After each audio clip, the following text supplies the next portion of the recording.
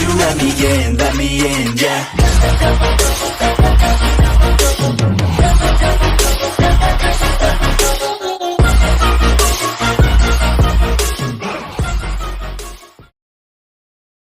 इस कहानी की स्टार्टिंग में हमें टूर्नामेंट पावर को दिखाया जाता है, जहां पर हम देखते हैं कि गोकू और यूनिवर्स 11 के वॉरियर जिरेन से मिलता है और वो दोनों आपस में फाइट करता है कि कौन ज्यादा पावरफुल है वो पता चल सके। पर कुछ ही समय फाइट करने के बाद गोकू को पता चल जाता है कि जिरेन उससे काफी ज्यादा पावरफुल है। वो सोच नहीं पा रहा था कि मैं इसे कैसे हराऊंगा। तभी हम देखते हैं कि गोकू के मन में एक आइडिया आता है कि मैं जेनकिडामा टेक्निक से उसे जरूर हरा पाऊंगा, पर उसके लिए काफी ज्यादा पावर की जरूरत होगा, तो इसीलिए हमें दूसरे लोगों का मदद लेना होगा। तो गोकू दूसरे लोगों से मदद मांगता है। सभी लोग जिरेन से छुटकारा पाना चाहता था, तो इसीलिए सभी लोग गोकू को अपने एनर्जी ट्रांसफर कर देते हैं। पर यहाँ पर सीन कुछ डिफरेंट हो जाता है। जिरेन इतना ज्यादा पावरफुल था कि वो पूरी एनर्जी को गोकू के ऊपर बैक कर देता है, तो जिसको रोकना गोकू के लिए नामुमकिन जैसा हो जाता है, जिसके कारण से गोकू की हालत कुछ ऐसा हो गया था, नहीं वो जिंदा था और नहीं वो मरा था। उसी समय गोकू को लगने लगता है कि ये सारी यादें उसके पास्ट का है। बीरस लुइस से पूछता है असल में गोकू के साथ हुआ क्या है।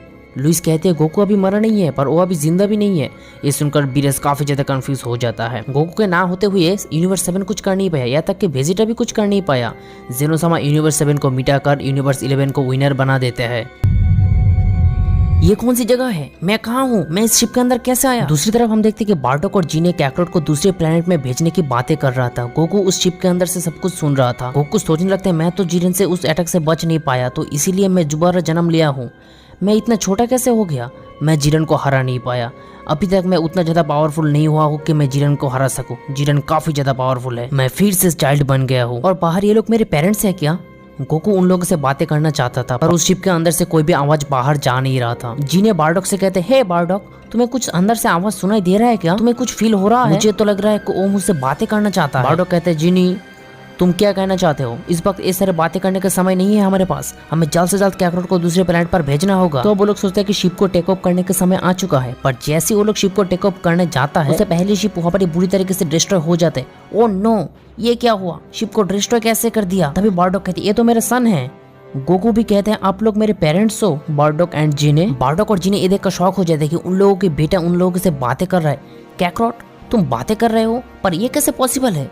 हाँ मैं आपकी बेटा हूँ, मैं आपको सब कुछ एक्सप्लेन करता हूँ, मैं फ्यूचर से आया हूँ। पता है आपको समझने में थोड़ी दिक्कत होगा, पर मुझे भी अभी तक पता नहीं चला ये कैसे पॉसिबल हुआ, और यहाँ तक कि मुझे ये भी नहीं पता कि मेरे पावर्स अभी भी मेरे साथ है कि नहीं। तो इसलिए गोकू सुपर साइयन में ट्रांसफॉर्म हो जाता है। ओह मेरे पावर अभी भी मेरे साथ है। पर ये सब देखकर बार्डोक शॉक हो जाता है, ये पावर तुम्हारे पास कैसे आया, ये तो लेजेंडरी सुपर साइयन है, और तुम तो एक लो क्लास साइयन से बिलोंग करते थे। दूसरी साइड हमें कुछ ट्रैकर्स को दिखाया जाता है जो कि विदाउट एनी रीजन डिस्ट्रॉय हो जाता है। तो ये लोग फ्रीजा के पास आता है और कहते हैं मिस्टर फ्रीजा कुछ ट्रैकर्स बिना किसी कारण से डिस्ट्रॉय हो गया है। ये सुनते फ्रीजा शॉक हो जाता है और कहने लगता है आखिर किन में इतना ज्यादा पावर हो गया है कि ये ट्रैकर्स को डिस्ट्रॉय कर दिया है। उसके बाद मिस्टर फ्रीजा उसे खुद टेस्ट करने के लिए ट्रैकर को आंखों के सामने लाता है, पर तभी ट्रैकर्स में नंबर इंक्रीज होना शुरू हो जाता है। तभी हम देखते हैं कि वो ट्रैकर भी डिस्ट्रॉय हो जाता है। दूसरी तरफ गोकू अपने पेरेंट्स से कभी नहीं मिले थे, अपने पेरेंट्स को देखकर वो गले लगा लेते हैं और कहते हैं फ्रीजा हमारे प्लेनेट को डिस्ट्रॉय करना चाहता है, हमें उसे रोकना होगा। बार्डोक कहते हैं फ्रीजा काफी ज्यादा पावरफुल है, हम उसे अकेला रोक नहीं सकते। गोकू कहते हैं मैं उसे जरूर हरा दूंगा, जब तक कि मैंने फ्यूचर में फ्रीजा को काफी बार हराया था। तभी बार्डोक और जीने अपने बेटे को रिस्क में डालना नहीं चाहता था, और इसीलिए वो लोग कैकरोट को दूसरे प्लेनेट पर भेजना चाहता था। तो अब बार्डोक और गोकू फ्रीजा के पास जा रहा होता है। बार्डोक फ्रीजा से कहते हैं मैं तुम्हारे प्लान के बारे में सब कुछ जान चुका हूँ, तुम इस प्लेनेट को डिस्ट्रॉय करना चाहते हो। उसके बाद हम देखते हैं कि फ्रीजा कहते हैं तुम लोग आगे जाके मेरे लिए प्रॉब्लम खड़ी कर सकते हो। ये कहकर वो अपने प्लेनेट से गोकू के प्लेनेट के ऊपर अटैक कर देता है। बार्डोक कहते हैं प्लीज ऐसा मत करो,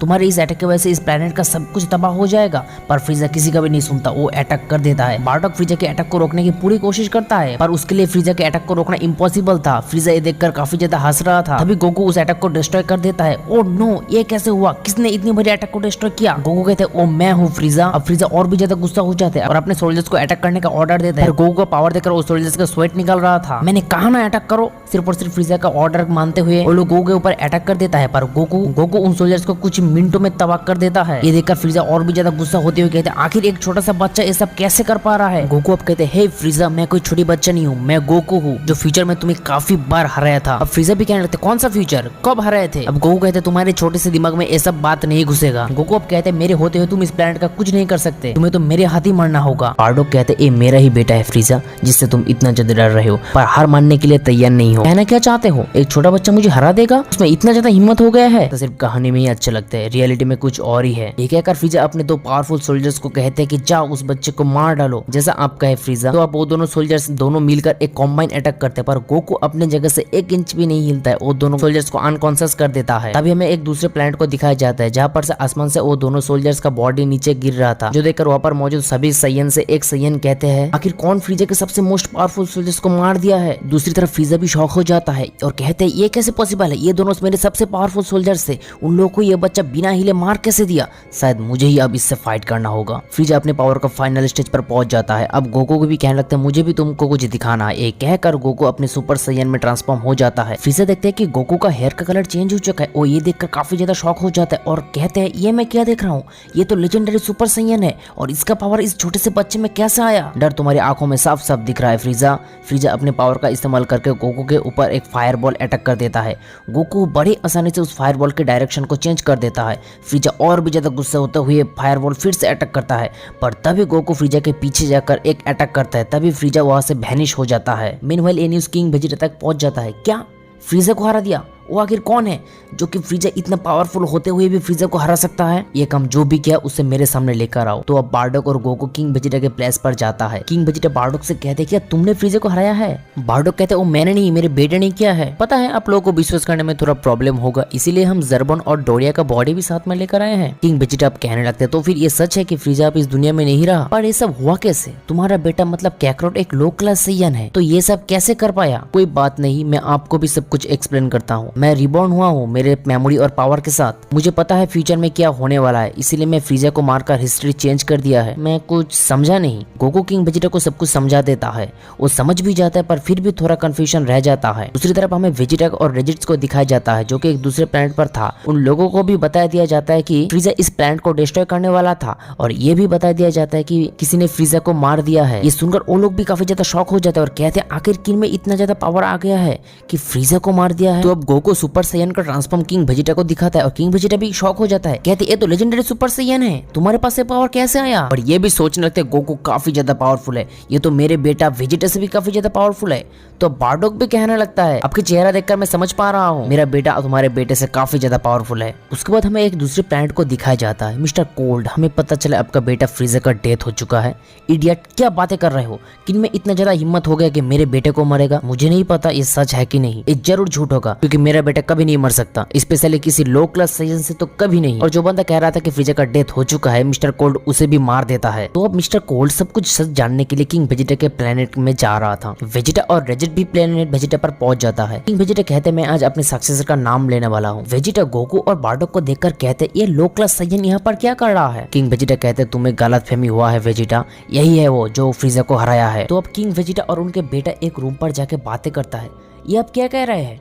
कैकरोट अगला किंग बनेगा? पर मैं आपका बेटा हूँ, ये आप कैसे कर सकते हैं? मुझे माफ कर देना बेटा, ये मेरा अकेला डिसीजन नहीं है। गोकू ने फ्रीजा से सारे सैयन को बचाया है, तो सभी लोग यही चाहते हैं कि गोकू ही इस प्लेनेट का अगला किंग बने। तो गोकू ऐसा फील कर रहा था कि कोई प्लेनेट में आ रहा है, मैं उसका की फील कर पा रहा हूँ और ये कि मुझे जाना पहचाना लग रहा है। शायद फ्रीजा का कोई फैमिली मेंबर होगा, मैं जाकर देखता हूँ आखिर कौन आया है। गोकू देखते हैं फ्रीजा के शिप के जैसा एक शिप यहाँ पर लैंड होता है। उस शिप से एक पर्सन बाहर आता है और किंग वेजिटा को ढूंढने लगता है, पर गोकू आगे जाकर रास्ता रोकता है। तुम सैयन यहाँ पर क्या कर रहे हो? मुझे किंग वेजिटा से बात करना है। बार्डोक कहते यही है फ्रीजा का फादर यानी मिस्टर कोल्ड। ओह तुम ही हो, तो तुम्हें भी अपने बेटे के पास पहुंचाना पड़ेगा। और तुम्हारी जानकारी के लिए मैं बता दूं, मैंने ही फ्रीजा को मरा है। आप लोग हमारे साथ जैसा किया है तो आप भी थोड़ा फील करो। मिस्टर कोल्ड कहता है मेरा रास्ता छोड़ो। नहीं, यहाँ पर मौजूद सारे सैयन से तुम माफी मांगो तो मैं आपको छोड़ दूंगा। अब कुछ ज्यादा ही नहीं हो रहा है? शायद तुम्हें भी मेरे बेटा फ्रीजा के पास पहुंचाना होगा। मीनवाइल हम एक दूसरे प्लेनेट को दिखाया जाता है जहाँ पर विस बीरस से कहते तुम्हें कुछ फील हुआ? ऐसा लग रहा है कि कोई मॉर्टल गॉड के पावर को अचीव कर लिया है। अब बीरस विस से कहते कौन सा प्लेनेट? वो प्लेनेट वेजिटा है।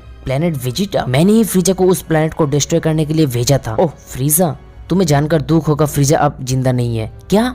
उसको किसी सैयन ने मार दिया है। तो अब बीरस कहते अब मुझे ही जाना होगा उस प्लेनेट को तबाह करने।